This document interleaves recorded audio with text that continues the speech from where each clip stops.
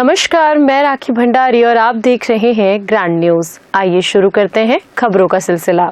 दुर्ग जिले के अंजोरा में स्थित दाऊ श्री वासुदेव चंद्राकर कामधेनु विश्वविद्यालय में चतुर्थ दीक्षांत समारोह का भव्य आयोजन किया गया। इस गरिमामय कार्यक्रम की अध्यक्षता छत्तीसगढ़ के राज्यपाल रमेन डेका ने की। कार्यक्रम में मुख्य रूप से कृषि मंत्री रामविचार नेताम, विश्वविद्यालय के कुलपति, प्रधानाध्यापकगण, अधिकारी तथा बड़ी संख्या में छात्र छात्राएं उपस्थित रहे। आपको बता दें कि दीक्षांत समारोह में पशु चिकित्सा एवं पशुपालन, दुग्ध प्रौद्योगिकी एवं मत्स्यिकी संकाय के कुल 1536 उत्तीर्ण विद्यार्थियों को स्नातकोत्तर एवं पीएचडी की उपाधियां प्रदान की गई। समारोह के दौरान उपाधि प्राप्त करने वाले विद्यार्थियों के लिए अकादमिक परिधान निर्धारित किया गया था। उत्कृष्ट शैक्षणिक प्रदर्शन के लिए 45 उपाधि धारकों को विश्वविद्यालय स्वर्ण पदक प्रदान किए गए। वहीं पशु चिकित्सा एवं पशुपालन संकाय के 8 स्नातक विद्यार्थियों को पंडित तीरथ प्रसाद मिश्रा मेमोरियल स्वर्ण पदक से सम्मानित किया गया। राज्यपाल रमेन डेका ने कहा कि विश्वविद्यालय का चतुर्थ दीक्षांत समारोह आयोजित होना अत्यंत प्रसन्नता का विषय है। उन्होंने उपाधि प्राप्त करने वाले सभी छात्र छात्राओं को बधाई एवं शुभकामनाएं देते हुए कहा कि शिक्षा के माध्यम से अर्जित ज्ञान का उपयोग समाज और राष्ट्र के विकास में करना चाहिए। दाऊ श्री वासुदेव चंद्राकर यूनिवर्सिटी जो चतुर्थ समारोह हुआ, इस दीक्षांत समारोह में उपस्थित होकर बहुत ही प्रसन्नता हुआ और जो एग्रीकल्चर डिफरेंट सेक्टर में जो ग्रेजुएशन हुआ, जो मास्टर डिग्री हुआ और गोल्ड मेडल मिला, उन लोग को हम उपाधि प्रदान किया। हमारे साथ छत्तीसगढ़ गवर्नमेंट का एग्रीकल्चर मिनिस्टर माननीय रामविचार नेताम जी भी था और बहुत डिग्निटरीज था। सबने ये दीक्षांत समारोह में भाग लिया। हम इस दीक्षांत समारोह में जो लोग उपाधि लिया उनको हम बहुत बहुत बधाई और शुभकामनाएं। कार्यक्रम के बाद कृषि मंत्री रामविचार नेताम ने दुर्ग जिले में धान खरीदी को लेकर जानकारी दी। उन्होंने बताया कि जिले में 4 लाख मीट्रिक टन धान खरीदी का लक्ष्य रखा गया था। हालांकि खरीदी लक्ष्य से कम रही है। जिन किसानों का धान अब तक नहीं खरीदा गया है, उनके लिए सरकार व्यवस्था कर रही है और उन्हें उचित मूल्य मिलेगा। छत्तीसगढ़ की शराब नीति में बदलाव और यूजीसी की इक्विटी रेगुलेशन से जुड़े सवालों पर मंत्री नेताम ने कहा कि ये राष्ट्रीय स्तर के विषय हैं। वहीं कांग्रेस के किसान आंदोलन पर उन्होंने आरोप लगाया कि कांग्रेस केवल किसानों को भड़काने का काम करती है, जबकि उनके शासनकाल में क्या हालात थे ये सभी जानते हैं। ग्रैंड न्यूज के लिए ब्यूरो रिपोर्ट। जिन किसानों का धान बाकी है, उन किसानों का धान लेने की पूरी व्यवस्था, उनका उपार्जन करने की पूरा व्यवस्था सरकार के द्वारा उपार्जन केंद्र के माध्यम से किया गया है। अभी 31 तक का समय दिया है।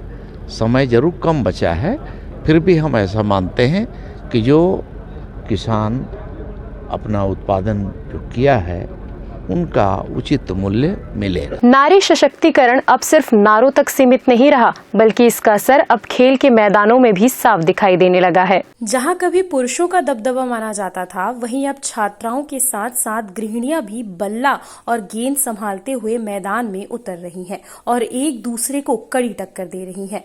29 जनवरी से कोल्हापुरी क्रिकेट मैदान में पद्मिनी वुमेन्स क्रिकेट कप का आयोजन किया जा रहा है, जिसमें अलग अलग जिलों से महिला खिलाड़ी हिस्सा लेने पहुंची हैं। पूर्व क्रिकेटर गौकरण टंडन खुद खिलाड़ियों को कठिन प्रशिक्षण देकर मजबूत टीम तैयार कर रहे हैं, ताकि महिलाएं पूरे आत्मविश्वास के साथ मैदान में उतरे और जीत का जज्बा दिखा सके। ये पहल साबित कर रही है कि अब महिलाएं सिर्फ घर ही नहीं, बल्कि खेल के मैदान को भी पूरी मजबूती से संभाल सकती हैं। पद्मिनी टंडन इस गांव की सरपंच थी और आज इस दुनिया में नहीं है। उनकी याद में हम लगातार 10 साल से मैं यहाँ टूर्नामेंट करा रहा हूँ और जिसके बदौलत कहना चाहिए कि गांव काफ़ी महिला सशक्तिकरण की एक महिला थी, एक छत्तीसगढ़ की नारी थी, जिन्होंने क्रिकेट के लिए बहुत प्रयास किया। आज उसके प्रयास का फल है कि उसका छोटा बेटा सीके नायडू प्लेयर रहा है, गौरव टंडन, छत्तीसगढ़ से। और मैं स्वयं एक क्रिकेटर रहा हूँ, मैं स्टेट प्लेयर रहा हूँ, एमपी स्टेट खिलाड़ी रहा हूँ। और आज के आयोजन बहुत बढ़िया सा है। यहाँ पे ग्रामवासी पूरे इकट्ठे हैं। हमारी आज टीम का उद्घाटन सुनीता दुबे मैडम द्वारा किया गया है और पेमिन नित्या 11 की कैप्टन पेमिन ध्रुव ने टॉस जीता और बैटिंग करने का निर्णय लिया है। अगेंस्ट टीम सही है, वो फील्डिंग कर रहे हैं। ये हमारा उद्देश्य नारी शक्ति। इनाम है 10,000 प्रथम और उसके साथ कप। सेकंड इनाम है 5,000 उसके साथ कप। और प्रत्येक खिलाड़ी के बॉलर, बैट्समैन, फील्डर और कहना चाहिए कि best man of the match, वो सबको व्यक्तिगत इनाम दिया जाएगा। ग्रैंड न्यूज के लिए ब्यूरो रिपोर्ट। भिलाई इस्पात संयंत्र का निर्माण देश के आर्थिक एवं औद्योगिक विकास के साथ यहां पर रहने वाले देश के लोगों का आर्थिक और सामाजिक विकास के लिए संयंत्र का निर्माण किया गया था। आज भिलाई इस्पात संयंत्र की क्षमता 7 मिलियन टन की है। संयंत्र के उत्पादन में देवमित कर्मचारियों के साथ साथ ठेका श्रमिकों का भी 70% महत्वपूर्ण योगदान है। जहां आज भिलाई इस्पात संयंत्र में 26,000 ठेका श्रमिक उत्पादन एवं रखरखाव में तीनों शिफ्ट में कार्य कर रहे हैं। लेकिन स्टील ठेका श्रमिक यूनियन इंटेक ठेका श्रमिकों के अन्य सुविधाओं में बढ़ोतरी के लिए लगातार संकल्पित है। इंटेक यूनियन ठेका श्रमिकों के इन जायज मांगों एवं सुविधाओं में बढ़ोतरी के लिए ठेका श्रमिक संघर्षरत हैं, जहां उन्होंने अपनी 16 मांगों को रखते हुए कहा कि संयंत्र के अंदर ऐसा वातावरण बने जिसमें सामाजिक न्याय हो, समान अवसर एवं सुविधाएं प्राप्त हो तथा आर्थिक विषमता दूर हो। आज का जो प्रदर्शन था वो भिलाई इस्पात संयंत्र की हठधर्मिता और सेल प्रबंधन की जो तानाशाही पूर्ण रवैया है, जिसमें भिलाई इस्पात संयंत्र के कर्मचारियों का 39 महीने का एरियर और जो हमारा इंसेंटिव 2007 से चल रहा है उसको रिवाइज कराने के लिए, वेतन समझौता को पूर्ण कराने के लिए एवं ठेका श्रमिकों को समान काम समान वेतन, 26,000 रुपया न्यूनतम, 20 लाख रुपया उनको जो दुर्घटना बीमा कराने के लिए, इन सब मांगों को लेकर के हम लोग आज प्रदर्शन किए हैं। किस तरीके से लगातार आपका प्रदर्शन करने पर कहीं से कोई से पॉजिटिव रिस्पांस नहीं आता है? देखिए, हम लोग लगातार प्रदर्शन करें, उसका परिणाम है कि ठेका श्रमिकों को AWA की राशि बढ़ी, उसके साथ साथ ठेका श्रमिकों को 20 लाख का दुर्घटना बीमा बढ़ा, उसके साथ अभी पूरी ऑनलाइन पेमेंट हो रही है, उसके साथ साथ BSP कर्मचारियों की जैसे मांगे हैं उसमें बहुत सारे, जैसे हम लोगों ने क्वार्टर को डिग्रेड करवाया और आगे हम लोग और बड़ी लड़ाई लड़ेंगे जिससे BSP कर्मचारियों की मांगे जो प्रबंधन हठधर्मिता कारण रोका है उसको चालू करना पड़ेगा प्रबंधन को, वो हम मजबूर कर देंगे। आपके यूनियन के इलेक्शन नहीं हो पा रहे लंबे समय से? अभी यूनियन का इलेक्शन, चूंकि नया लेबर कोड लागू हो रहा है अप्रैल से, उसके बाद में उसमें कंपलसरी है कि जितने पब्लिक सेक्टर हैं जिसमें केंद्र सरकार का न्यूनतम 51% शेयर है, उनको समय पर ID एक्ट का चुनाव कराना पड़ेगा और आने वाले ID एक्ट के चुनाव में हमारी टीम पूरी ताकत से भाग लेगी और विजय प्राप्त करेगी। ग्रैंड न्यूज के लिए ब्यूरो रिपोर्ट। अब वक्त हो चुका है एक छोटे से ब्रेक का, मिलते हैं ब्रेक के बाद।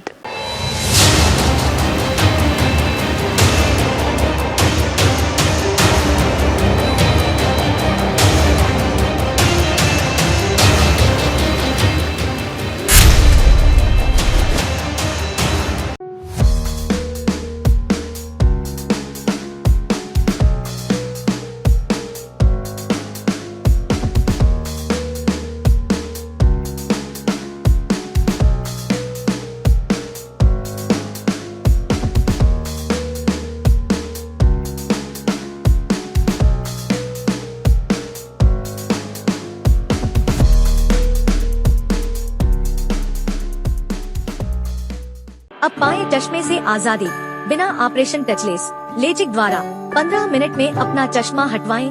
ड्रॉप द्वारा शून्य, सुई नहीं, चीरा नहीं, टांका नहीं, पट्टी नहीं, सर्वाधिक सुरक्षित उपचार, तेज रिकवरी, 100% प्रभावी, साफ एवं बेहतर दृष्टि। मिलने का समय सुबह 9 बजे से 10 बजे तक एवं दोपहर 3:30 से 5:30 बजे तक। अब सारी जटिल से जटिल समस्याओं के समाधान के लिए मिले पंडित रविकांत शर्मा, पंडित SK शास्त्री, श्री खाटू श्याम ज्योतिष। चमत्कार को नमस्कार। हर एक समस्या का समाधान तुरंत किया जाता है। तेवा जन्मपत्री, हस्तरेखा, फोटो देखकर जीवन का पूरा हाल बताया जाता है। हमारे लिखे पर विश्वास ना करो तो एक बार मिलकर देखो। कारोबार में हानि, पढ़ाई में मन न लगना, विदेश यात्रा, मुकदमे में हाथ, शादी संयोग में रुकावट या हो फिर मानसिक परेशानी, संतान का ना होना या नष्ट हो जाना, ग्रह क्लेश, ग्रह शांति, असामाजिक रोग आदि जटिल से जटिल समस्याओं का समाधान तुरंत किया जाता है। मिलने का पता पोलसाय पारा चौक, दुर्ग। Mobile number 747066 744060।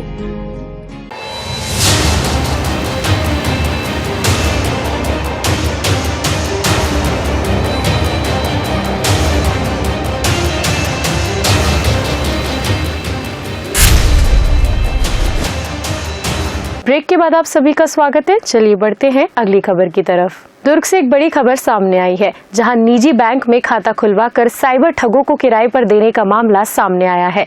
इस म्यूल अकाउंट की जानकारी गृह मंत्रालय के समन्वय पोर्टल से दुर्ग पुलिस को मिली, जिसके बाद पुलिस एक्शन में आई और युवक के खिलाफ मामला दर्ज किया गया। दरअसल एक निजी बैंक में भिलाई के खुर्सीपार में रहने वाले युवक गोपीराम देवांगन ने कुछ महीनों पहले एक खाता खुलवाया। खाते में पिछले दिनों 8,12,253 रुपए की राशि ट्रांसफर हुई। इतनी बड़ी राशि ट्रांसफर होते ही केंद्रीय गृह मंत्रालय के समन्वय पोर्टल ने अलर्ट जारी किया और खाते की जांच की तो पता चला कि ऑनलाइन ठगी के माध्यम से ठगी के रुपये इस खाते में जमा किए गए, जिसके बाद इसकी सूचना सुपेला थाने को दी गई। सुपेला थाना ने फौरन इसकी विवेचना शुरू की और विवेचना में लेन देन, डिजिटल साक्ष्य और रुपयों के ट्रांसफर संबंधी लिंक को सही पाया, जिसके बाद दुर्ग पुलिस ने आरोपी गोपीराम देवांगन के खिलाफ मामला दर्ज कर लिया है। सुपेला थाना क्षेत्र में जना स्मॉल फाइनेंस बैंक में आरोपी गोपीराम देवांगन के द्वारा एक म्यूल अकाउंट खोला जा करके और साइबर धोखाधड़ी से संबंधित प्रकरणों का लगभग 8,12,000 रुपये इसमें जमा किया गया है। प्रकरण में साइबर पोर्टल से शिकायत प्राप्त होने पर सुपेला थाने में उस संबंध में एक प्रथम सूचना पत्र दर्ज किया गया है और गोपीराम देवांगन को उसमें गिरफ्तार किया जाकर उसको न्यायिक रिमांड पर भेजा गया है। ग्रैंड न्यूज के लिए ब्यूरो रिपोर्ट। भिलाई से एक दर्दनाक हादसे की खबर सामने आई है, जहां एक एयर बलून के अचानक फटने से मां और उसके 2 मासूम बच्चे बुरी तरह झुलस गए। इस हादसे में एक बच्चे की हालत गंभीर बनी हुई है, जबकि मां और बेटी का इलाज अस्पताल में जारी है। पूरा मामला भिलाई नगर थाना क्षेत्र का है। दरअसल यह हादसा लॉन टेनिस कैंपस भिलाई के बाहर हुआ। यहाँ सड़क सुरक्षा माह के तहत आयोजित कार्यक्रम में एक बड़ा एयर बलून लगाया गया था। कार्यक्रम खत्म होने के बाद केयरटेकर एयर बलून को अपने घर ले गया। बुधवार देर शाम अचानक तेज धमाके के साथ एयर बलून फट गया और उसमें आग लग गई। आग इतनी तेज थी कि पास में मौजूद एक महिला और उसके 2 मासूम बच्चे उसकी चपेट में आ गए। हादसे में महिला लेकिन बाई करीब 15 से 20% तक झुलस गई, जबकि उसका 13 वर्षीय बेटा ईशांत वर्मा करीब 35% तक झुलस गया। वहीं 8 वर्षीय उसकी बेटी पूर्वी भी 15 से 20% तक झुलसी है। घटना की जानकारी मिलते ही आसपास के लोग मौके पर पहुंचे और घायलों को तत्काल सेक्टर 9 अस्पताल के बर्न यूनिट में भर्ती कराया गया। डॉक्टरों के अनुसार ईशांत की हालत गंभीर बनी हुई है, जबकि महिला और बच्ची की हालत फिलहाल स्थिर बताई जा रही है। ग्रैंड न्यूज के लिए ब्यूरो रिपोर्ट। भिलाई 3 में चेन स्नैचिंग की एक और वारदात सामने आई है। दुकान से सामान लेकर लौट रही एक वृद्ध महिला को बाइक सवार बदमाशों ने अपना निशाना बनाया। जानकारी के मुताबिक इंदिरा नगर निवासी वृद्ध महिला 23 जनवरी को सामान लेने घर से निकली थी। घर लौटते वक्त पीछे से बाइक पर सवार 2 युवक पहुंचे और दोनों ने अपने चेहरे कपड़े से ढक रखे थे। आरोपियों ने कुछ दूरी आगे जाकर बाइक रोकी और पीछे बैठे युवक ने अचानक महिला के गले से सोने की चेन झपट ली। वारदात के बाद दोनों आरोपी मौके से फरार हो गए। पीड़िता की सोने की चेन करीब 3 तोले की बताई जा रही है, जिसकी कीमत लगभग 2 लाख रुपए आकी गई है। घटना के बाद भिलाई 3 पुलिस ने अज्ञात बदमाशों के खिलाफ मामला दर्ज कर लिया है। सीसीटीवी फुटेज खंगाले जा रहे हैं और आरोपियों की तलाश जारी है। ग्रैंड न्यूज के लिए ब्यूरो रिपोर्ट।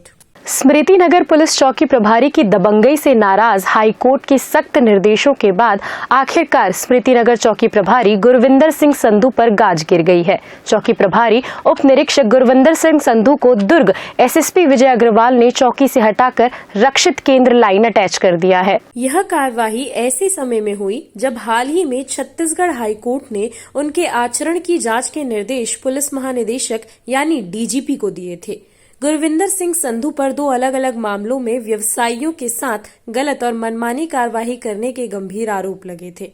अब उनकी जगह भिलाई भट्टी थाना प्रभारी राजेश कुमार साहू को स्मृति नगर चौकी का नया प्रभारी बनाया गया है। स्मृति नगर चौकी प्रभारी गुरविंदर सिंह संधू को लेकर हाईकोर्ट ने सख्त टिप्पणी की थी। पहला मामला व्यवसायी सुजीत साव से जुड़ा है, जिसमें उन्हें महिला से छेड़छाड़ और मारपीट के आरोप में गिरफ्तार किया गया था। आरोप है कि गिरफ्तारी के बाद उन्हें चौकी में लाकर पीटा गया और फिर हथकड़ी लगाकर सड़कों पर जुलूस निकाला गया। रात करीब 9 बजे उन्हें जेल दाखिल कराया गया। इस मामले में हाईकोर्ट ने माना कि उप निरीक्षक गुरविंदर सिंह संधू की कार्रवाई कानून के खिलाफ थी और डीजीपी को उनके आचरण की जांच कराने के निर्देश दिए गए थे। दूसरा मामला भिलाई के एक होटल कारोबारी से जुड़ा है। जांच के नाम पर होटल में दबिश दी गई और कारोबारी को उसकी मां के सामने ही पीटा गया। सरकारी कार्य में बाधा डालने का आरोप लगाकर बिना एफआईआर दर्ज किए ही कारोबारी को जेल भेज दिया गया। इस मामले में चीफ जस्टिस रमेश सिन्हा और जस्टिस रविंद्र कुमार अग्रवाल की डिवीजन बेंच ने राज्य सरकार को पीड़ित को 1 लाख रुपए मुआवजा देने का आदेश दिया है। साथ ही कोर्ट ने यह भी कहा कि जांच के बाद ये राशि दोषी अधिकारियों से वसूली जा सकती है। इन दोनों मामलों में हाईकोर्ट की सख्त टिप्पणियों और जांच के निर्देशों के बाद स्मृति नगर चौकी प्रभारी को हटाया जाना महज सहयोग नहीं माना जा रहा है। पुलिस महकमे में इसे जवाबदेही तय करने की दिशा में एक अहम कदम के रूप में देखा जा रहा है। ग्रैंड न्यूज के लिए ब्यूरो रिपोर्ट। इस वक्त के इस बुलेटिन में फिलहाल इतना ही। मुझे दीजिए इजाजत और आप देखते रहिए ग्रैंड न्यूज।